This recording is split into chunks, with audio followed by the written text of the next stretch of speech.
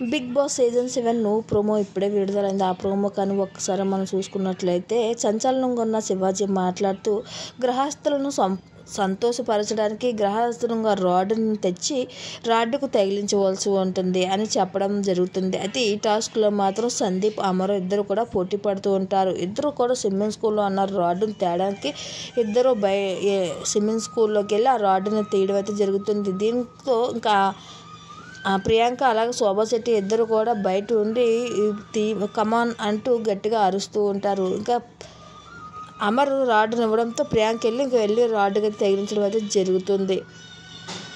అయితే ఈ టాస్క్ ఇద్దరి మధ్య ఇద్దరు కూడా లోపట నీటిలో కొట్టుకుంటూ ఒకరి మీద ఒకరు పడుతూ ఉండడంతో ఇక ప్రియాంక మాత్రం నువ్వు అలా మీదన పడదు, లాగద్దు పట్టుకొని అంటూ బయట ఉండి గట్టిగా అరవడం అయితే జరుగుతుంది.